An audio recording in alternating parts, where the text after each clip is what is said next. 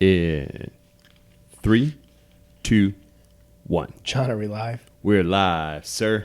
Hey guys, welcome to WheelHouse. We were laughing a little bit before we came on air. John was busting my chops. I'm going to give it back to him on air, though, so all of you can see. Got any shout-outs for us? Because I'm excited. I got my good buddy Ryan Foley in studio today, and him and I could probably chat for hours upon hours. Hours. But I want to get him back to the suburbs within reasonable time, so let's hear it. One-up me. Well, you have to give me yours first so I can one-up you. Oh, I've already kind of told you what mine's going to be. And? So, okay, my shout-out is to Matt Rosen. Last week, we had an incredible guest, Tony, on from Neighborhood Loans after the show. And shout-out to Tony as well. So I got 2 shout-outs. Top that. I got a lot of people that reached out to me and said they loved the episode, that Tony taught them a lot. He was very motivational. So shout-out to him for coming on.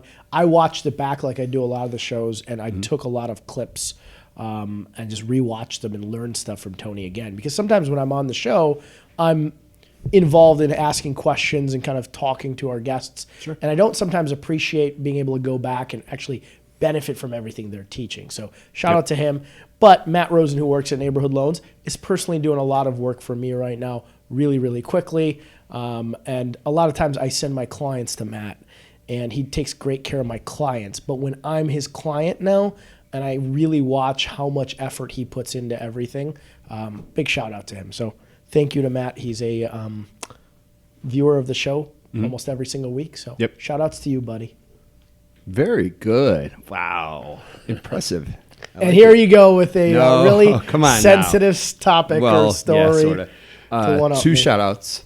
One real quick. Also a past guest, Sean Jacob at Yoga 2.0. I stopped over there today to run a couple ideas past him and see his place, and really sharp. Yeah. There were 2 classes going on, so I didn't get to see where everybody does the yoga, but just he showed me the locker rooms and just the entryway, and he was talking. He wanted it to be a place where people can just hang out, and boy, nailed it. It was really cool. When you said you were going to Yoga 2.0 at noon, I thought you were going to do a class when you texted me. No, I want to, but not today. I didn't. Cool. Yeah, I've seen people tagged at Sean's place. A ton. It's, once you meet somebody or you have them on the show, you're kind of heightened to everything they do. Of course. So I see a lot of people on social media tagging themselves at Yoga 2.0, and I've seen some photos. Right. I got to stop by there. It does look like it's a yoga studio at a very elegant and very high level. It does. It has a spa-like feel to it. Yeah. It's not just a sweat box. It's really very, very sharp. They did a nice job. Cool. Yep. Second, this is not somebody that I know, and actually it's not to a particular person. I did see on the news today, and here we go with the sensitive. No, you have great shout-outs. I'm busting your balls. They're always good, but they always one-up me. Well, so there was an Army veteran who passed away, Edward Carl Pearson. Lives down in Naples, Florida, and he does not or did not have any family to attend his services. And Marco Rubio, senator in Florida, and several other people put out tweets about this man's service and such, and when and where the service was going to be. And almost 2,000 people showed up just to pay their respects. It was insane. It was in a great way, insane in a great way. So shout out to people taking time out of their day, out of their lives to go pay respects for somebody who served the country and is no longer with us. Awesome. That was cool. Yeah, that's very cool. Yep.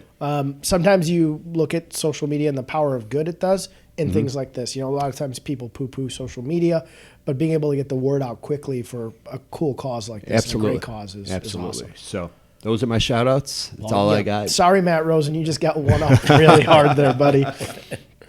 Anyways, my only guest, I was going to say my first guest, but my only guest today is Ryan Foley. He's the founder of Spyglass Inspections. He's the founder of CBA Property Management. A lot of you watching on Facebook or YouTube right now who are realtors or in the business have probably used Ryan because, in my opinion, he is the best of the best property inspector in Chicago. Thanks, Mo. Well, I've only actually used one in Chicago. I'll call you the best of the best ever anywhere. Appreciate it, buddy. Thanks for coming on. Thank you for having me. Tell me, and I actually don't know this about you because we're friends, but I don't know this. When did you start Spyglass? Spyglass is about 15 years old now. Okay. Yeah. Why did you start Spyglass? And I don't know that either. It's interesting because I have been in the construction world for about 17 years. And back when I was doing a bunch of flips, I was meeting a lot of agents along the road, and they were asking me if I did inspections. And to be quite honest, I was having so many people ask me that question. I'm like, I got to look into this because I'm passing up on opportunities. So that's basically, agents got me into the inspection field, to be honest. That's really cool. And you started 17 or 15 years ago. So you've seen a really hot market, then you've seen kind of a crappy market, and then now we're in a hot market now. Yep. How has Spyglass kind of evolved itself from early days with, I was guessing it was just probably you and a notepad? Yeah. To yeah, top tier. I mean, we've read a lot of roller coaster rides, right? Like you said, the hot market, the slow markets. But, now just social media has been a huge thing for us and growing, and we now have myself and 3 other inspectors. Those inspectors are all firemen through the city of Chicago all the way out to Waukegan. It's been a crazy ride. And starting off when you were just using a notepad and, taking a couple pictures here to full-blown inspections reports that are sent out the same day to, there's so many different video things that we put in the report. So, yeah, it's just evolved so strange, right, to see where it's at today.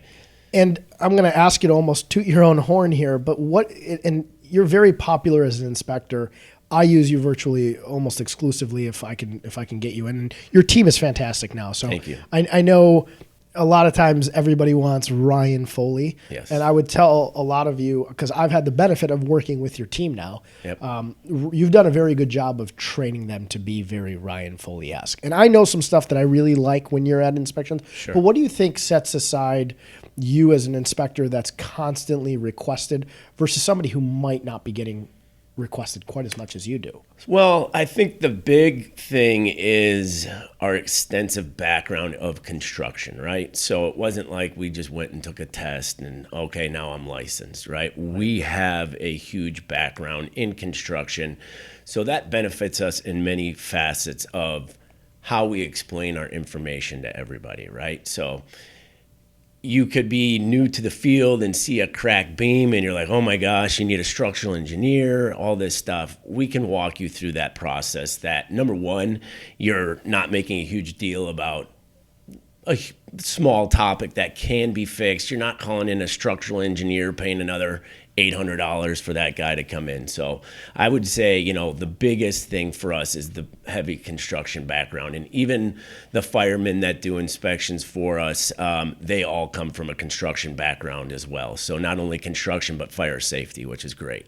Yeah, what I was going to say, I think as a realtor really matters to me a lot is you're so good at managing the message. And I would, if another inspector's watching, I would say a lot of times, and we've had inspections that the houses are bad. We're like, hey, that's it. Right. This is not going to work. But you're also good at saying, hey, listen, this is a problem, but that doesn't mean you don't need to buy this house. Correct. There's things you got to do to make sure that this problem goes away. And you kind of lay that out for people. Absolutely. And it gives them comfort to know not every house is perfect. Even new construction homes have a handful. We almost had a perfect one, which wasn't new construction recently. But even a new construction home has problems. It's just, what do you do to address it? And you're very calming in that sense. So what a homeowner is looking for when they come into an inspection is you're the person with the eyes and the ears and the tools to give them the health. Right. And you're able to do that and make them comfortable about purchasing the home. And that's huge, right? Because, one of our first questions when the client or your client for that matter comes up is, how you doing today, right? And let's just start off, because half the time they're nervous as all get out. And I'm like, relax, this is supposed to be fun, right? And I get it because this is what we do on a regular basis, but take a deep breath. We're going to get through this together. And rest assured, we are going to come across issues, but let's talk about it. How are we going to fix it? How are we going to make it better? And, that is just starting off right away with your client, or my client, is putting them at ease. It's the biggest investment of their life. Of course, they're going to be nervous, especially if it's a first-time buyer.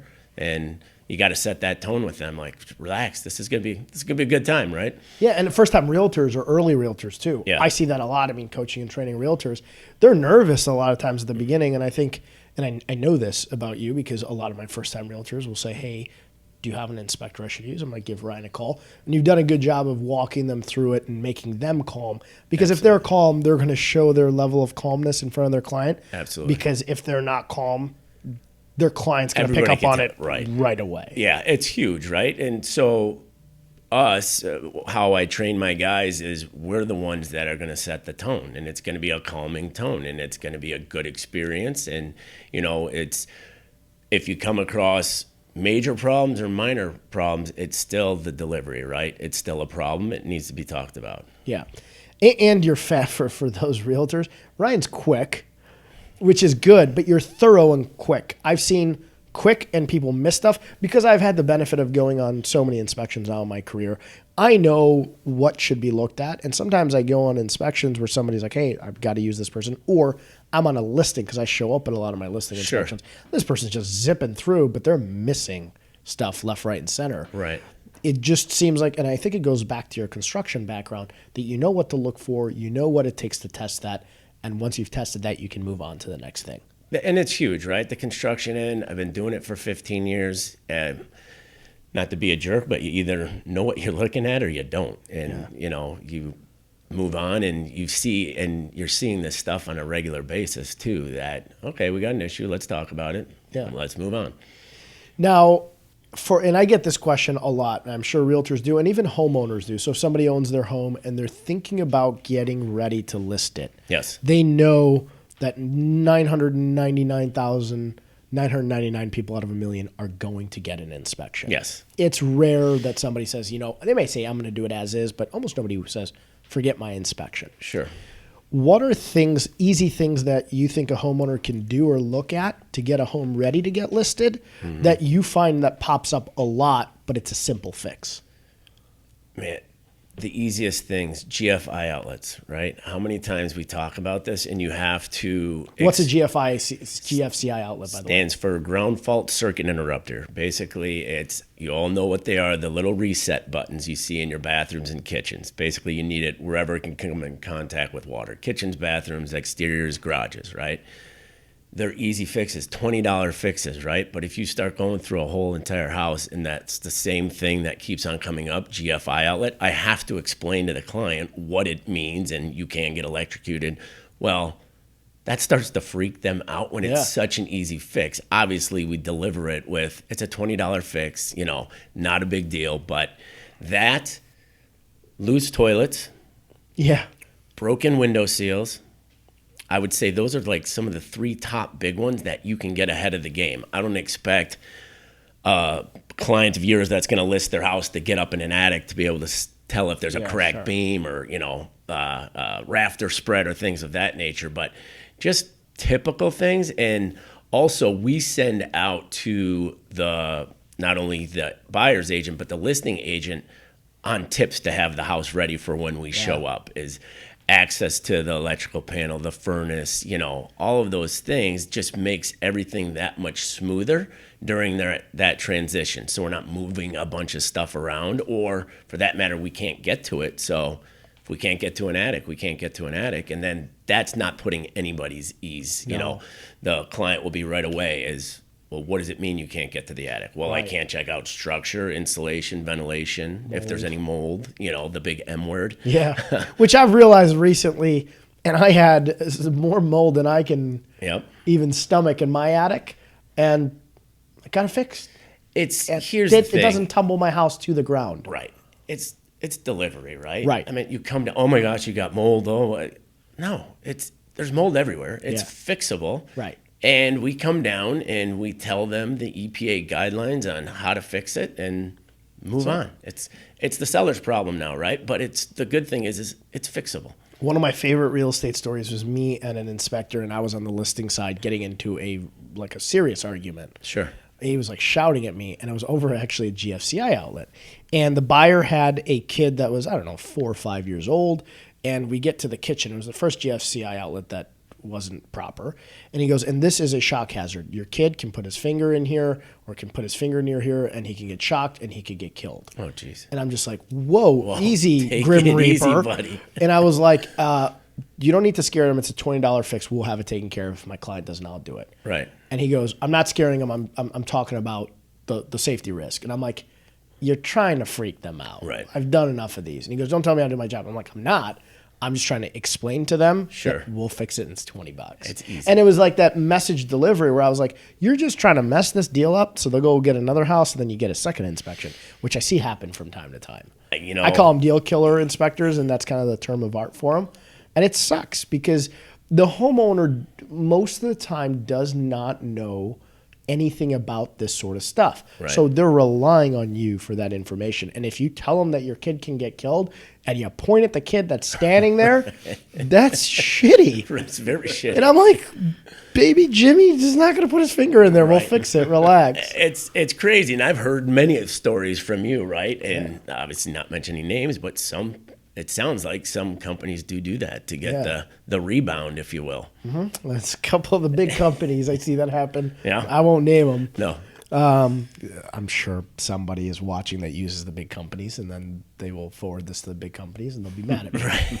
Right. But no, I think managing the message is important. How about this is one thing I always recommend is change your furnace filter if you have one. Because when somebody walks in and it's a mess, the mindset is, well, they're not taking care of it. Right.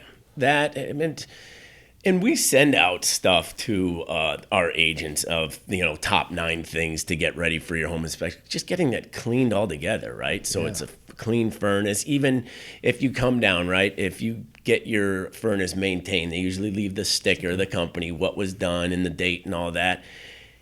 If you show up and it's a 20-year-old furnace, but you're like, hey, but look, they've been maintaining it, it puts everybody at ease. Like, you're going to get more life out of this. You just got to maintain it. Instead of opening that up, it's 20 years old, it's all corroded, it's never been touched, then the conversation gets a little deeper, right? Mine's 26 years, both are 26 years old, and they're probably going to crap out soon, but twice a year somebody comes out and takes care of them. It's maintenance, right? Yep. And it puts that, and that's one of the things that, I kind of pride ourselves on too is, it is our job to show up and point out the flaws of the house and the things, but we also point out the good, right? Like, look at how old this furnace is, but they've maintained the heck out of it. You're going to get, a lot of life left out of this. And we've been on inspections. I'm like, holy cow, they've taken meticulous care of this property, and you're buying a good product, right? It's not always a negative conversation, right? You got to point out the good.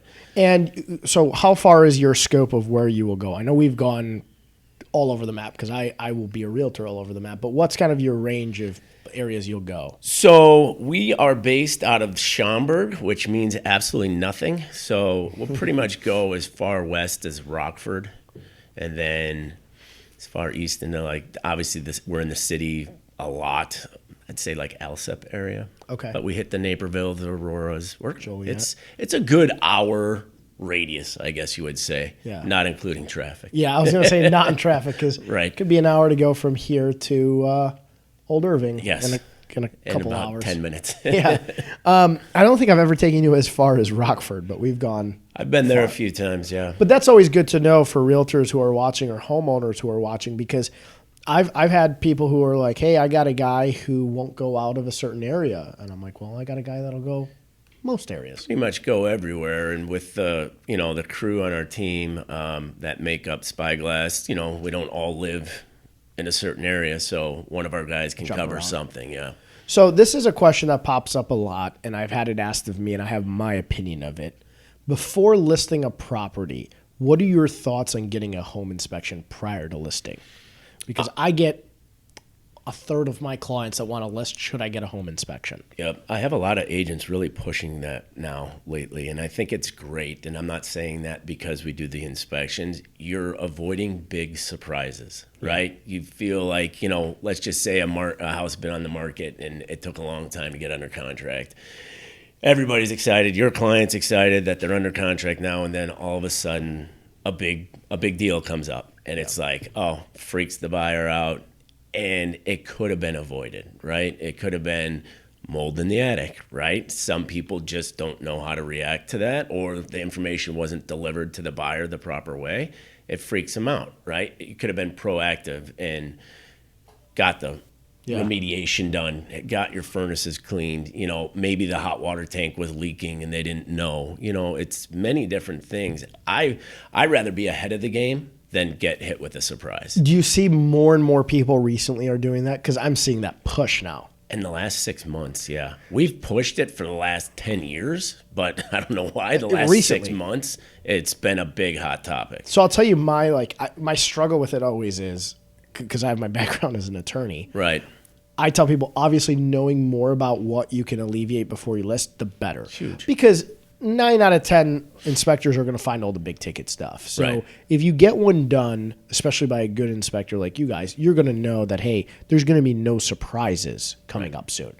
But you have to also know that if you get notice of a major defect, now you have potentially the need to have to disclose that. Correct. So that becomes scary. So what I always tell people is, if you're going to do that, and a major situation comes up, you now can no longer sweep it under the rug. Sure. You have to fix it, because otherwise you got to disclose it. So that's my cautionary tale always is, no problem, do it. But just Right. know, caution, if you find something, now somebody can pin it on you if you don't disclose it, because Right. they'll, in discovery or through the legal process, know that you've done an inspection prior, and then they're going to pin you on it because you hid it. But kind of at the same token, right, is let's just say you don't do it. You get to the inspection day. You got to fix it anyway. The mold in the attic, you either have to fix it anyway, or now that buyer gonna walk. walks, and now either you have to fix it or disclose it. So at some point, you're going to have Yeah. to face the music.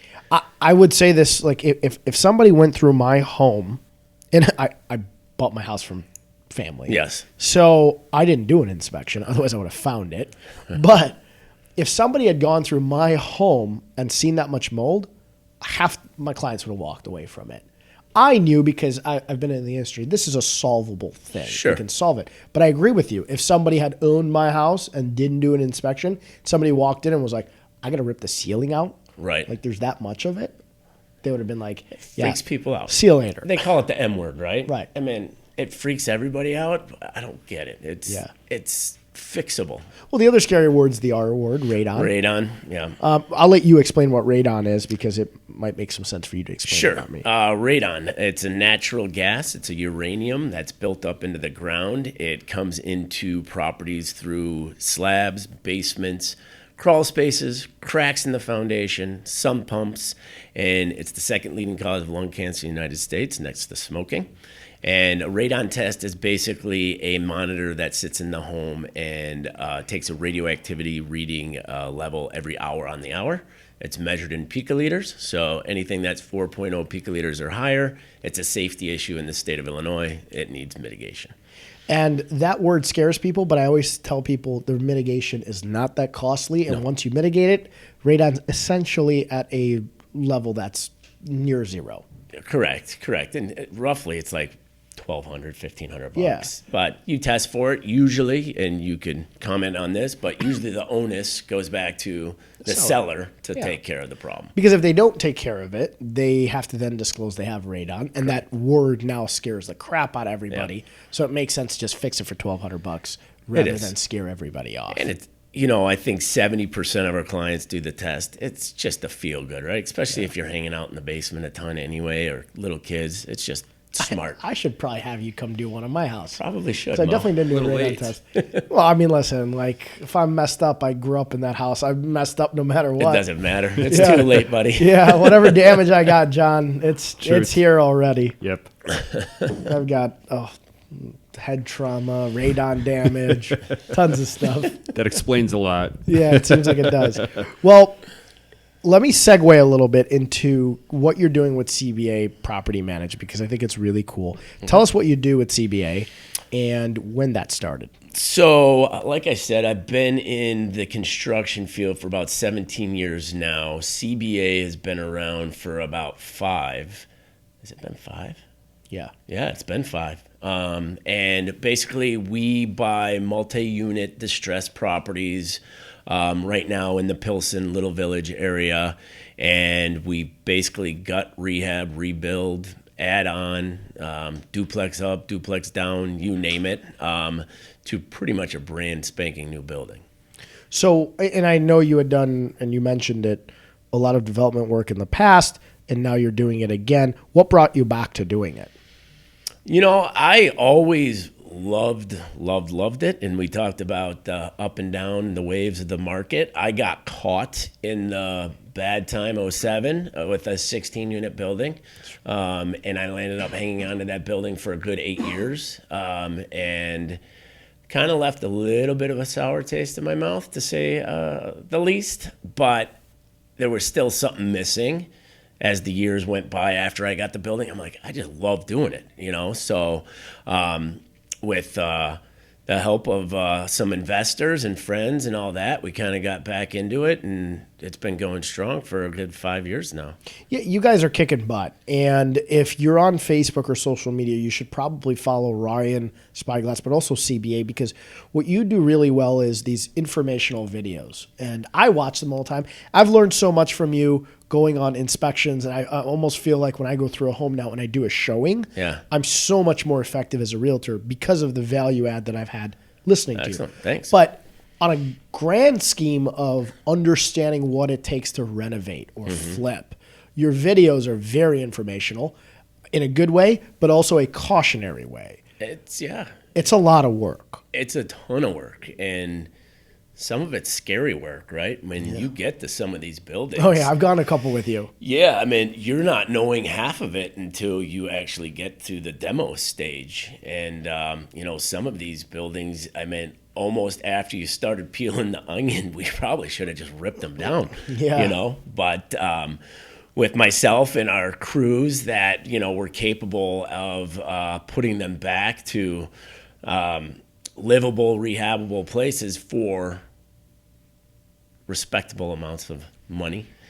Yeah, and you know what I think you do really well on the flips, and your team does, is you understand, because you do the inspections, what it's going to take to build a home or renovate a home that is livable, nice, but also obviously up to code and with plans and permits, but that will not have inspection-related issues. You've built a home now that passes your sniff test if you were doing the inspection.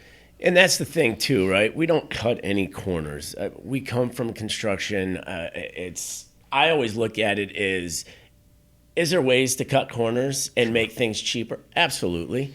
But we're building a name. We're building a reputation. And I have 3 boys now, and I always say to myself, would I want my son to buy this, right? That's a great way No, we need to make this. We'll go the extra mile. We'll put the better material in just for the end-all guy who buys it. And you touched on how you guys build from ground up, and you buy some stuff that really needs help. And actually, another one of my favorite real estate stories, John, you might appreciate this one. One time, myself, Ryan, and Lawrence decided to go to view some properties that needed some work. And we visit this property, and there's this property manager guy that's taking us through these properties, and we're stepping over like tons of garbage, and the place is a mess.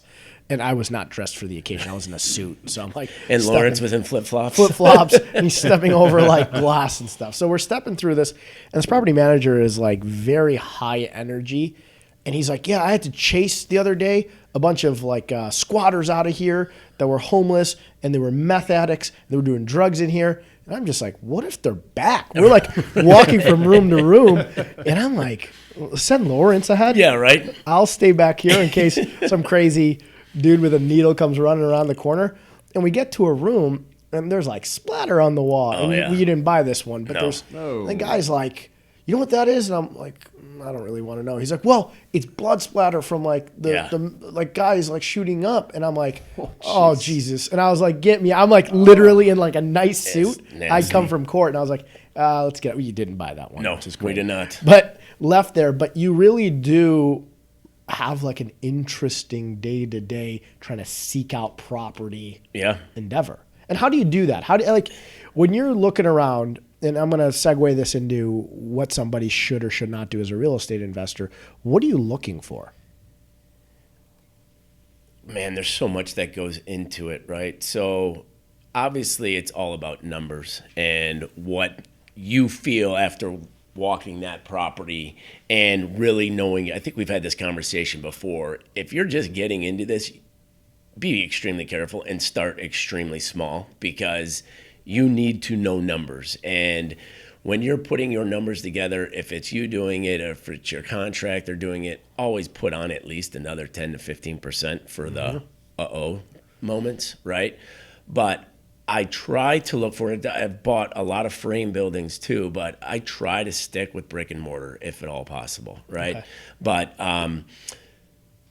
foundations, I'm looking at crazy amounts of foundations to see if it's stone, is it crumbling, I might have to underpin a building. And we've bought a lot of buildings that we've had to underpin, but we know that going into it and we've budgeted for it. So, you know, I think we've had many conversations about it and hear many horror stories of people getting into it thinking they've watched HGTV going, oh, I can do this. It only costs $5,000 to remodel a bathroom, and it's so deceiving, and people really buy into this. And then all of a sudden they're like, "What?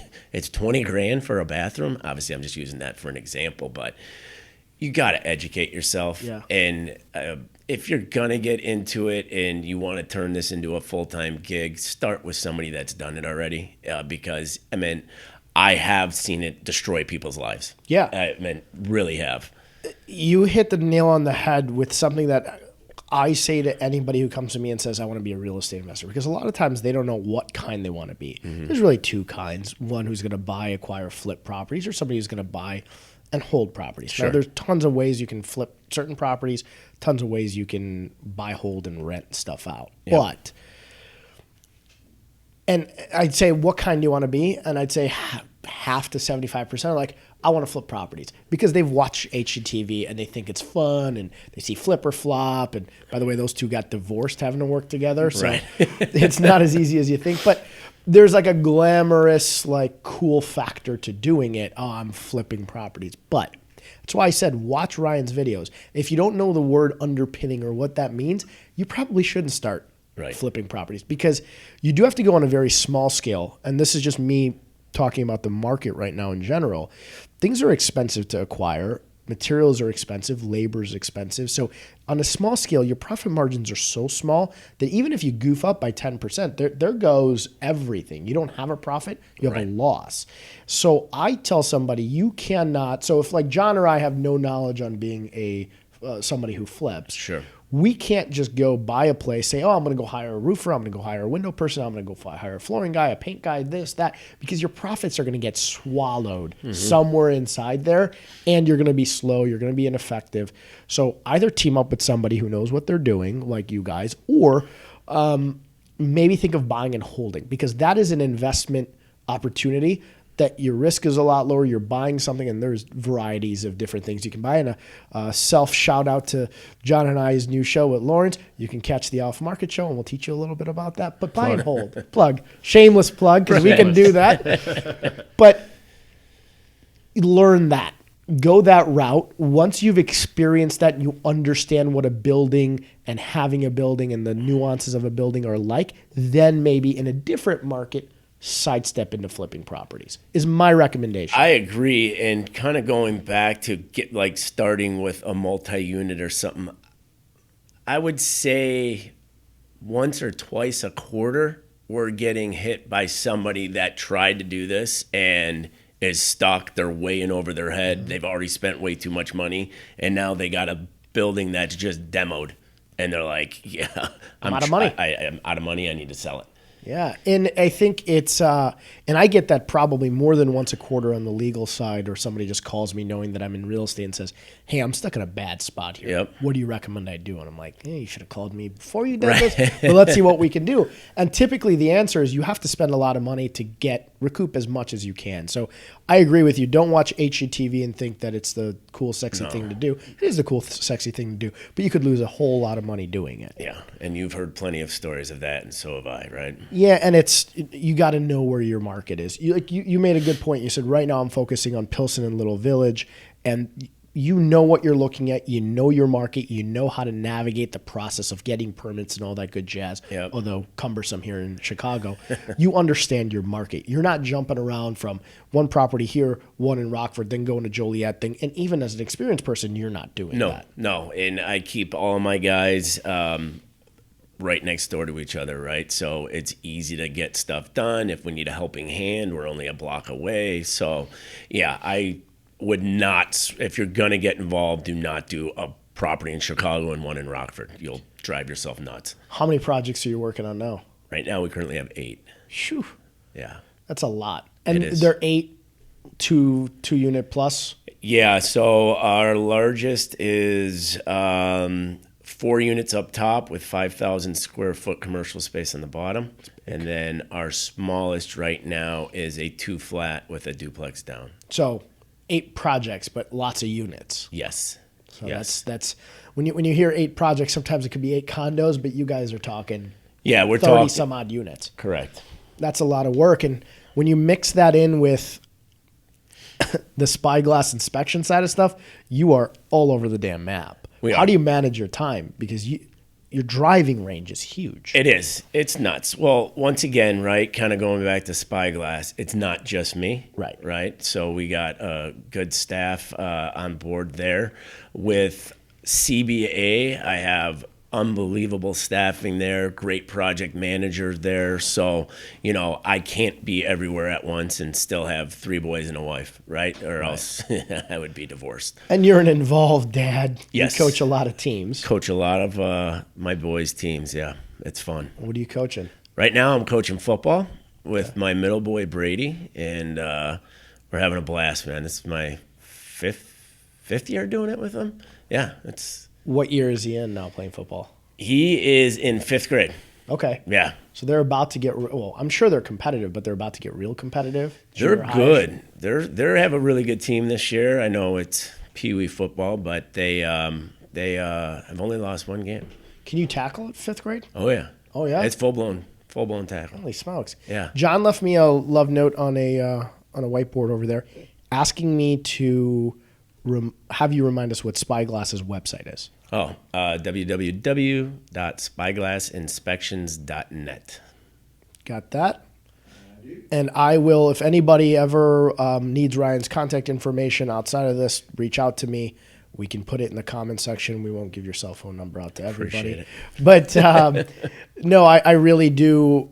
I do recommend any realtor, new or experienced, if you have space for somebody else to work with, they gotta give you a buzz.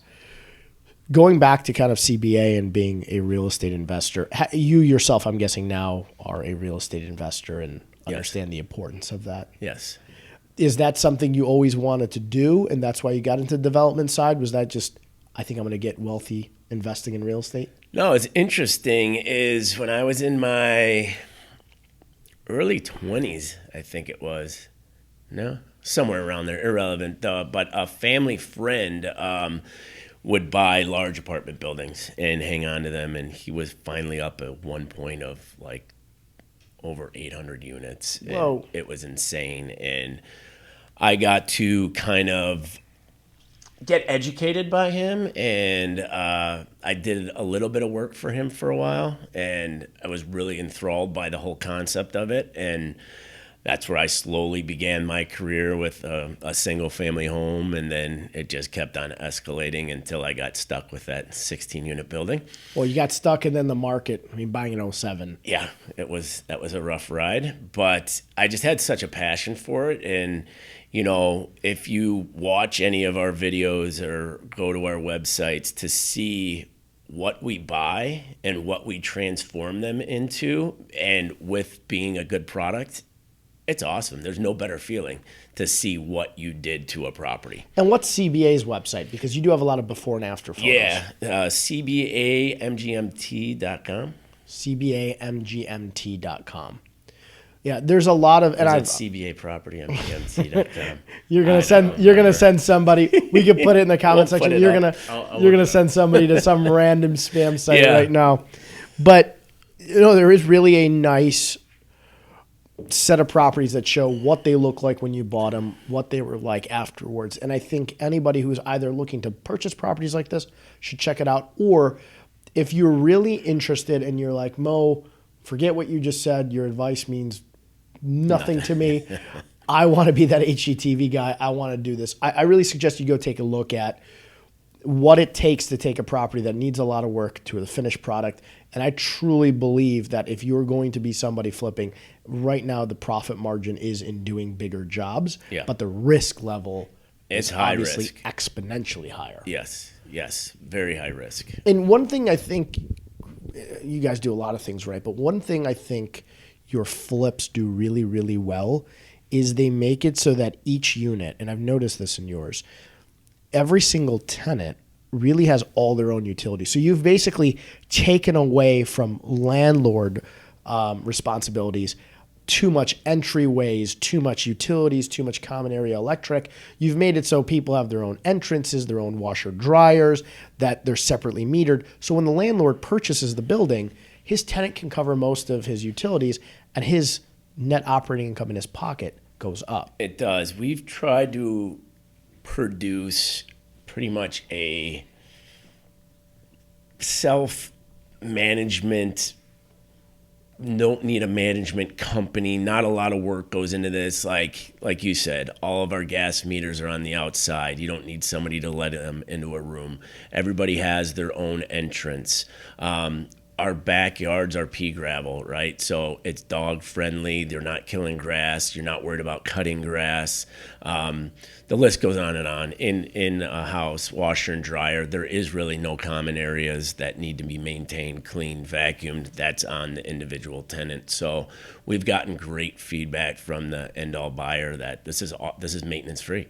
Yeah, that means so much. And I think a lot of people, when you're looking at real estate investment properties, they don't give enough credit to buildings that take that piece of maintenance out of the landlord's hand. Mm-hmm. A, you make more money, but B, something you touched on, you don't necessarily have to then go hire a property manager. You can.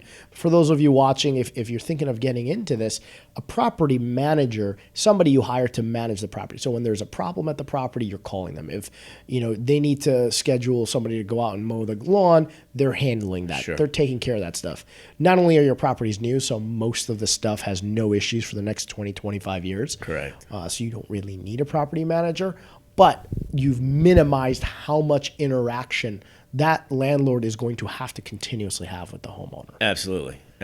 And I'm not saying not to get a property manager at all, but they are pretty maintenance free. Our buildings are anyway, and you can easily manage it yourself. And people ask, this question pops up a lot for me, is when should I get a property manager? And that is different depending on who you are. It's like when a realtor or a business owner says, when should I get an assistant? Well, people have different pain thresholds, so it's different. I think it depends on the property you buy. It depends on your level of free time, obviously. If you're a busy guy who works 80 hours a week, you might not have the stomach for more than one building, even if it's very minimal management. So I think it depends on who you are. Yeah. But I think if you have somewhere between 4 to 10 units, and they're in, if you start to get past that number, you might want to then get property manager. If you have 2 buildings that are smaller, I think you're fine. Once you start to get multiple buildings, your time has a value to it. Absolutely. And having somebody else take care of that then starts to make some sense. I think you've said something extremely important. It's your threshold, but also if you're working an 80-hour work week and you're not getting back to your tenants, now you got a whole nother problem on your hand, right? So especially in Chicago. You got to be able to get back and respond to people. So maybe a property manager is right up your alley. Case by case, right? And if you need them, we know some. But you've touched a couple times on, and you've given credit to your team. I think one of the things that your group does really well is you have a really good team in place that allows the people who need to do the things they need to do to get the property to the finish line effectively, do a really good job of doing that. They do, I mean, there's always bumps along the road, but I think we've overcome a lot of those in the years that we've been doing this. And don't get me wrong, it's not no problems happening. I mean, there's always something happening on a daily basis, but you're 100% correct. We have a good team in place that doesn't necessarily need their hand held every single moment of the day. So you are very go from very early in the morning to whenever you have to now go and coach, which is sometimes in the late afternoon, early evenings. Yep. Are you kind of an early riser? It depends on the time of year, but yeah. I'm usually up pretty early. I try to get my day situated. I try to get the workout in the morning before the day starts, because if I try to get it done in the middle of the day, it usually does not happen. Right. But yeah, I'd say I'm a pretty early riser, and we pretty much start all from 6 in the morning till 10, 11 at night. I give you a lot of props already on the show, but one other thing I'm going to add is you're at inspections early, which I appreciate. I'm always 5 minutes late to everything. Right. John's going to chuck. He's like 5. He's like 10. But I try to get to my inspections relatively on time. What's really nice is being back to back with a lot of what I do. When I'm done with the inspection, I have to go somewhere else typically right away. You've already knocked out usually the exterior. You get there ahead of time. You've taken a look at the stuff that doesn't require me or an agent to get you in, and then you go over that. So you're always early, which a lot of people are not. They just show up at the same time, and now they're starting the outside and I'm inside, and the buyer, like we said, is nervous, and that takes extra half hour, 40 minutes. It's all about flow, right? I mean, you always hear the comment, if you're 5 minutes late or early or late, whatever that saying is. But our motto is, if you're not a half hour early, you're already late. Okay. That outside needs to be done. I don't live by that motto personally. But it's because we're working to make it the most smoothest transition possible for everybody. My motto is, if you're 5 minutes late, you're on time. Right. Listen, my thing is, you drive a lot. You probably drive more than I do, but I log about 30,000 miles a year. Mm-hmm. So if you have a packed day and you have about 30,000 miles of driving to do a year, I am stuck at a light now. By the way, when I lived in the city, I'd never had railroad track headaches. There's a couple times recently where I'm in the suburbs, I'm like, maybe I hate the suburbs driving more than the city. Because you get stuck at a cargo train and you're like, oh, well, shit. Right. There's 10 minutes, 15 minutes. Right. And I'm barely on time ever. So I hate cargo trains. But I really do appreciate that you're always early, and not just you, your staff is always early, and the exteriors are always done every single time. So when Ryan's not running from CBA to Spyglass to football practices, what do you guys do when you're just relaxing, R&R? Family and friends, right? I mean, for how much we're running, and once you get that Saturday, if the stars align and you can hang out with family and friends, it's awesome. And we're upon a huge season for my boys' lacrosse. We've had many talks about sports, but I just love the lacrosse season. I love just seeing them out on the lacrosse field. It's something about it. They travel for lacrosse quite a bit, right? Quite a bit, yeah. Lacrosse is a funny sport because I played it in high school just a bit. And when I started in high school, and I started high school in 98, that pains me to say 21 years ago. John was 61 years ago. I'm not going to say mine.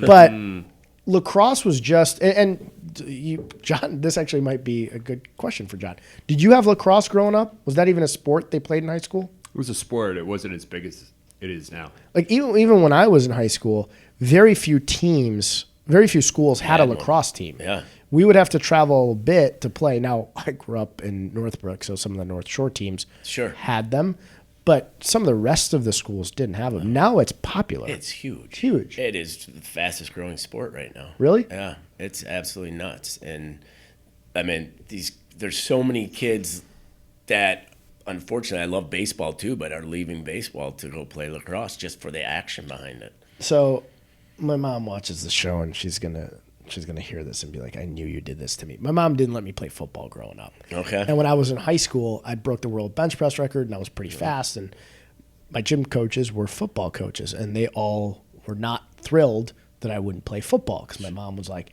she was like the water boy mom. She's like, no foosball for you. I just couldn't play. So lacrosse was basically, and I played long stick midi, so you can't hit. Yeah. I wasn't very good at lacrosse. But first time my mom came to lacrosse, she's like, wait a second. She's like, you guys hit, and this is like hockey, but football mixed in, but you have a stick. Right. Just no skates, right? She had no idea what it was. She said, lacrosse, what the hell is lacrosse? Right. But it's a pretty physical sport. Oh, it can be extremely physical. It's fun. I love it. It's so much fun. And my boys, you're 100% are correct. They do travel a lot for it. You go out to the East Coast and play these kids. It's insane. They're really good. Oh, it's crazy. Shout out to Brad McCall, who's the head and the lead of the racing team that I race with right now. His daughter's team from Florida just won the national championship. And girls lacrosse? Yeah. Oh, wow. They took it That's really impressive. seriously. Yeah, they're very good. And I've had this discussion with Brad about how big it's gotten. Obviously, East Coast, it's been very popular. Sure. But even in Florida, it's really hot. It's overtaking. It's insane. Midwest, West, it's everywhere. It's fun. Yeah, it's fun. I wish I played it. But you do you coach it now? No, I do not. Oh, you don't? No. So it's football you coach Just and football. baseball? Yeah, just a spectator. Okay. Yeah. Yeah, I'm guessing when you grew up, which was way before when John grew up, they still weren't playing No. lacrosse at all. No, I wish it was around. John's gonna get me back soon here. Well, you just said basically that he's a hell of a lot older than I am because you said Yeah, you when did. you grew up, which was way before when John. Oh no, grew up. way after. I goofed that I'll up. let it go, Mo. So Ryan, that's, Way after. yeah. If Yeah. you're gonna insult somebody, Yeah, at least make insult sure the you right- insult the right person. it's yeah. not my show. Goodness, so I we didn't got to wanna guess correct he's him. walking out. No, yeah, no. I goofed that up. I meant Well, age is setting in for you too. You're what, 42? 35. I feel like I'm 62. I really do feel like I'm 62. It's hit me like I have a rotator cuff injury now, and I can't do. You're always nothing. hurt. I'm always He's hurt. always hurt. My problem is, and John and I have discussed this a couple times on the show, I'm bad at yo-yoing. So like I'll get in shape and then I'm out of shape and then I'm in shape.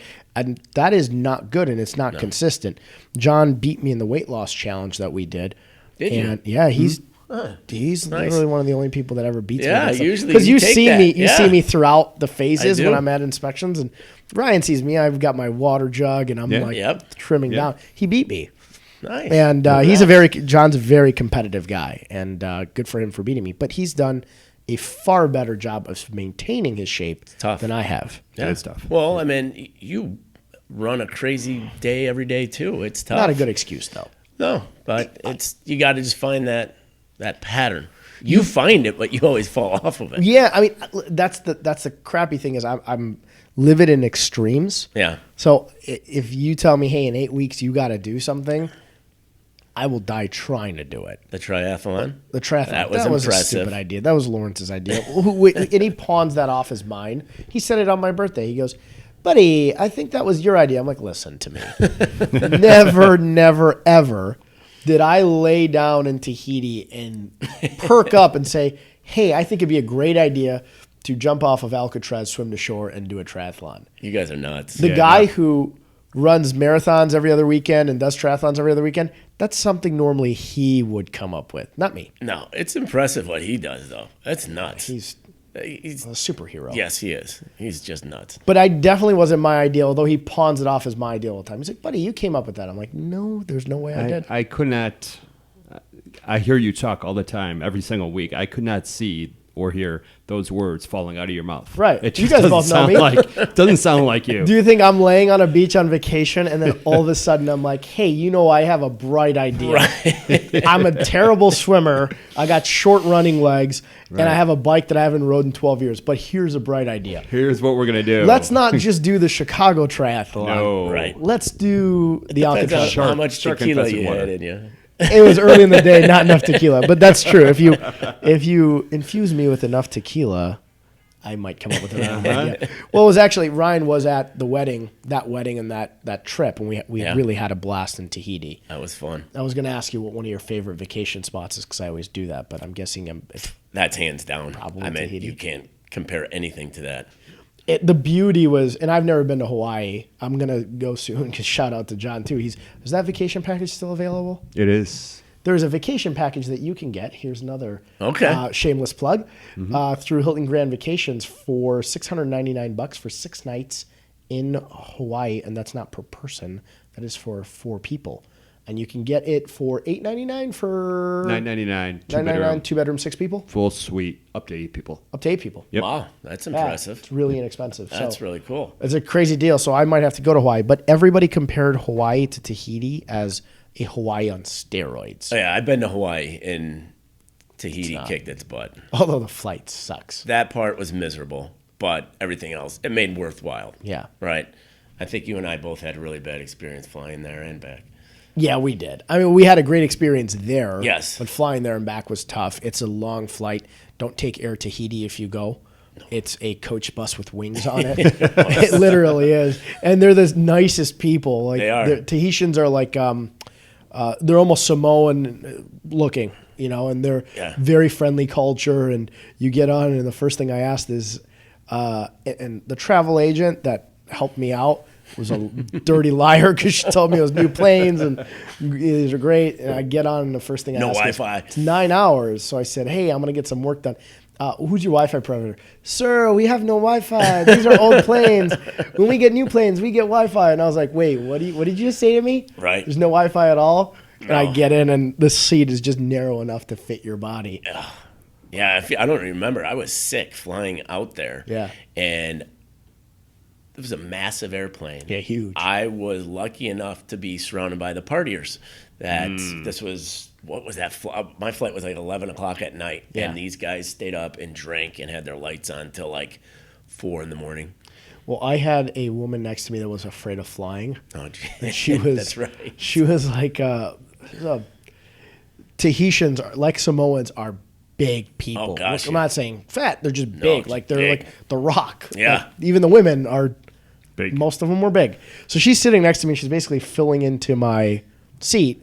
And every time the plane hit any turbulence, like the middle, or Tahiti would hate this, but the middle, like what is it? The luggage compartment up top? Is that Yeah. what they call it? Yeah. Every time it would hit turbulence, it would just shake violently above you.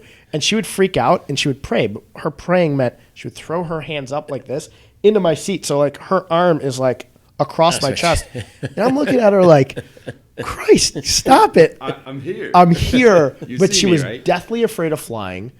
She was in No, my that's seat. nuts. So finally I got up, and the plane was huge. So me, Lawrence, and Lawrence's dad just stood up for about 2.5 hours in between where they were taking the food and stuff. Oh, you And we guys just- are all on the same flight? We're on the same I flight. didn't know that. So we just hung out for 2.5 hours just standing and talking. I think the flight attendants were like, you guys should probably need to go back to the seat. Right. But they just kind of let us stand there. Right. But it was don't fly Air Tahiti. Yeah, But that beautiful. was- You should go. Because you get But not on travel- Air Tahiti. No, because you can fly out of San Francisco now using United or American or Oh, okay. some big company. It's the travel planner that booked us on a flight that I'm guessing she probably got bigger perks. Right. Yep. Yep. I don't know how that whole world works. I just made a very loose guesstimate as to what travel agents do. But that. So after this, I'm assuming Air Tahiti will not be a sponsor of our show. Of Wheelhouse, anytime soon. if they're listening currently right now, definitely not. We do have a comment from Lawrence. It won't let me press to see more. Oh, it did. Great show, guys, but I still maintain that you wanted a, quote, hard goal and recommend Alcatraz to motivate you. And recommended Alcatraz Triathlon to motivate you. No, I didn't. There's no way. You're a liar, LD. We have no video evidence. There is not a single person that has ever heard the story that believes that I came up I with that. honestly, I don't believe it either. So No.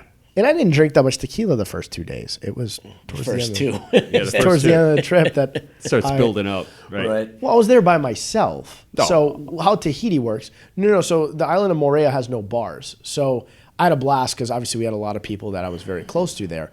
But I got there, and the island of Moorea, which is a ferry ride away from Tahiti, they outlawed bars. And I'm paraphrasing something that the guy who drove the golf cart to get me from the front desk to my room told me. He basically said that there was a lot of fights. Like, I guess it's like a fighting culture, almost like Samoans in a way. Yeah. And there was a lot of fights at local bars. So tourism was being affected. And that island, because you can have bars in Tahiti, but the island of Moorea outlawed bars. So there was no way, and I was by myself, and these hotels have these over-the-water bungalows. So at about 10 p.m., everybody else's couples, they go to sleep. Right. I am by myself, just hanging out, which ended up being a blast 'cause I was reading a book, and I had a ton of fun, but there was not much to do. So as the week went on, my tequila consumption increased itself dramatically to not only keep myself entertained, but everybody else. Right. And that you did. We saw a lot of sharks. There was a night, and I don't know if you saw it on Facebook, where I'd had one too many tequila shots, and we saw sharks at night in the water. And I had gone scuba diving already with sharks. So I don't know why I had this sense of like comfort around sharks temporarily. Temporarily, yeah. So I jumped in and tried to go GoPro them at night, the sharks, to catch up to where they were. And then somebody who was working there yelled at me, they feed at night. And I was like, oh, shit. That's why they're here. That's why they're here. I was like, and they were near the restaurant area. So my assumption was people were throwing food in there for them to Well, it eat. didn't help every night. I was taking food back, throwing it in to get the sharks. There you go. Ryan was chumming the water for them to eat me at Exactly. night. Remember the video? I had a big, like a 6-foot sand shark come right up to the Holy dock. shit. Yeah, Yeah, it's pretty cool. because you would jump off. Have you ever done like one of those bungalow deals? Where, like, I know you what kinda that- get yeah, off? yeah. So it's cool because you just go off of a set of stairs, and especially in Tahiti, the coral is insane. beautiful. So in the morning, I'm not a big breakfast guy, but I would try to have breakfast, but I would take all the bread I could, like a weird what I would hoarder. do. I was like taking as much of it as I could like fit in my hands, Right. And then I would go and jump in the water, and I would hold out bread, and you'd have fish, and I have a video on Instagram of all these fish just trying to eat out of your was hands. crazy. But it was insane. It was right outside of your bedroom, which is so cool. And then Very sharks good. would come up.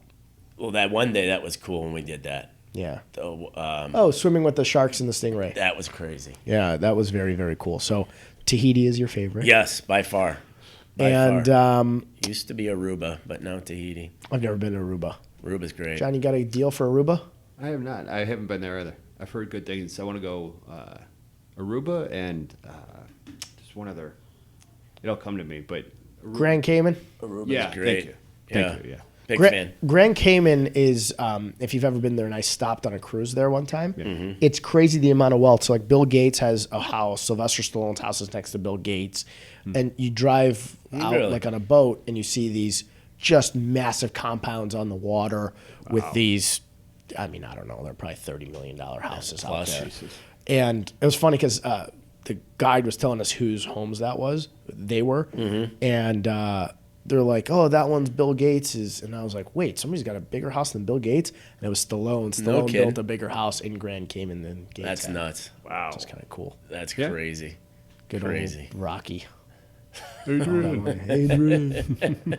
But thank you for coming on. Thanks for having me. Actually, I missed it because John's going to look at me and say, you missed it. I need a tip for entrepreneurs. Oh. My boy. tip is Stopped him in his this. tracks. No, I think my tip is if you have a goal or a dream that you want to go after, set those goals, make them high goals, but be realistic, and adjust those goals along the way. So you can keep on making yourself better on a regular basis, but also not get depleted. You know what I mean? There's so many times, a perfect example of mine is my 16-unit building, right? I mean, that was a huge depletion for me at one time, right? But I had all my goals set and got back up and built them. So I guess my biggest thing for an entrepreneur is prepare yourself for failure, but make sure you can bounce back up. Love that. Very That's good. great Yeah, advice. I like that. And you phrase it, we've had a lot of goal advice, but nobody's put it like that before because I agree. I think you have to be realistic with yourself. You know, a lot of times I'm coaching and training and I get somebody that comes in and I never tell people what their goals should be because who am I to tell somebody what their goals should be, right? But sometimes people will come in and they've been in the business for 3 weeks and they put this goal out there and I'm like, I'll break it down for you. Right. I'll tell you what you got to do to get there. Right. And it's great to think big, but think reasonable. Gotta be and realistic. then also don't think too small. Right. I get the opposite that happens all the time. I had a realtor I recently spoke to and I was coaching and training, and they came to me and they had a goal for themselves. And I was like, shoot bigger, my man. Yeah. you can do better than that. You So I want think You that's got to really- challenge yourself, Yeah, right? I mean, but like you said, better yourself. Something Yeah. that's going to better yourself. absolutely, So absolutely. it's really good advice, and I appreciate you coming on. Thanks for having me, guys. The hour, a little more than an hour, flew by. Has it been an hour? Yeah, No over kidding. now. Yeah, a little Wow. a little more than that. If you guys are looking for a inspector, I highly, highly recommend. You've heard me kind of gloat all show long about how amazing Ryan has been, and I don't just mean it because he's a friend of mine. I take my business very seriously. I just genuinely think you're the best at it. Thank you. And your ability to effectively, like we said, go through an inspection, find something that is right or wrong, and voice that to the person in the right manner, in the calming manner, is almost unlike anybody else I've ever seen in the business. And I mean Thank that. you. So Thank you very appreciate much. you coming on. And check out CBA Property Management, because what they're doing will not only educate you on the process of flipping, but if you're looking to become a real estate investor, they are really a good resource to reach out to. You guys are really kicking butt. And Thanks, I'm buddy. glad to see, I've known you for over 5 years now. I'm glad to see the rise you guys have had and how many projects you're working on. Thank you. Thank you. Yeah, it's been a fun ride. Another goal setting thing. It started with Another one. goal. It did. Now there's 8 at a time. So kudos to you. Thank you, buddy. Thanks for having Thanks me. for coming on. John, what do we got for next week? We got something? Next Shout week out? we do. We have. I just wanted real quick. I'm going to throw it up there. So when we asked about the website for CBA, it is in fact CBA Property Management, MGMT.com. So I've got it up on the screen. Thank you. I left You're the very property welcome. out of there. Absolutely. Yeah, Absolutely. we're going to have to go on and actually try to go to the other website and see if it takes us someplace magical. But in the meantime, so next week we have a gentleman named Christopher Bowles, and he is with the American Cancer Society. Maggie and I were out one night, and we started talking with him. He was doing some fundraising work, and real nice guy. Just started talking with them, and he does a lot. Has a lot of people that run the marathon and raise money for ACS, and so made mention about the show, and he and I kept in contact. The marathon is a week from Sunday, so I said, hey, it'd be great to have you on the Wednesday prior. And so not only are we doing that, but he and I, through the course of time and conversations, I said, do you have anybody who's going to be running? And he said, we have several, and talked about the entrepreneurial spirit and C-suite executive experience. And so we have Meg, I hope I don't butcher this, Meg Luthen.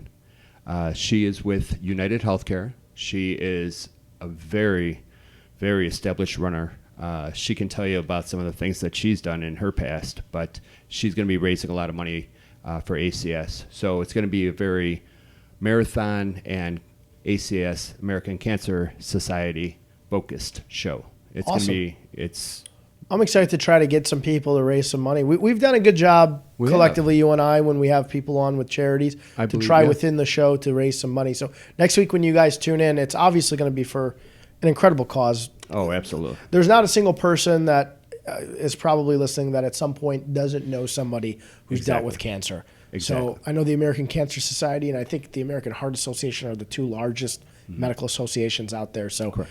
I'm excited to chat with him, and also feel very out of shape when I have to talk to people running you the know- marathon a week later. Thanks, buddy. I have friends that are running it, and running has just never been a thing of mine. I'll do a lot of different stuff, stairs and everything, but I much respect to these people. And Maggie's a great runner. She's not running the marathon, but she can run mile after mile. That's just not me. I can run mile after mile till about 5 miles, and then You know what? I have a that's couple friends respectable. running it. Michael in our office, who is new with us, he's running it, and he just started training for it, but he is an athletic Oh, wow, freak. really? He's like, yeah, I haven't been running, but I'm running a marathon to help a friend of his who's Oh, running it, very like good. running with Yeah. him. Yeah, I'm yeah. like, wait, you're not training? He's like, no, I'm going to start like now. And I was like, Has he ever ran one before? I don't think so. I don't know. He's an athletic model. Yeah, yeah. He's a gifted athlete as himself. Okay. And he's young and in great shape. But I say this all the time when people talk about running a marathon. I'm like, do you know the first person who did it fell to his death when he got to distance? It was to announce that the Battle of Marathon was happening. So he realized that Yeah. the war was coming.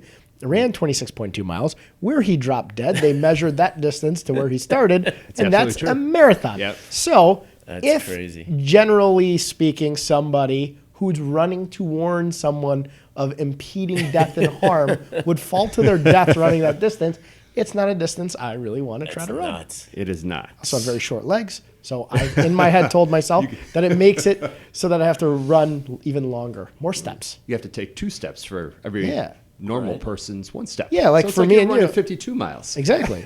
So all I got to do is run a half marathon, and then I can put a Boom, you're sticker on the done. back Yeah. of my car that says Love 26.2. The other day I had an Instagram post before we go where there was somebody that had a 13.2 and then 26.4. Yeah, 13.1 and 26.2. right. They had both stickers on the back of their car. So I made an Instagram story post that said, "Gee, we know you're a runner, relax," or something. And I got hate inbox messages from runners. They're like, "Well, they're just like talking about their accomplishments and don't poo-poo their accomplishments." And I'm like, Jesus Christ. You're a big poo-pooer. Yeah, I was like, they didn't use those words. Those are mine, but don't shit on other people's accomplishments was more like it. But Right. to all you runners who are running it, kudos to you because Yep. that is not an easy task. I concur excited for 100%. next I'm going to week. put that graphic back up with Christopher Bowles and Meg Luthen as our guest for next week. Fantastic. That is all I have. Me too. How about you, sir? That's it. We'll see you next week, Wednesday at 3 o'clock. I'm excited. In 3, 2, 1.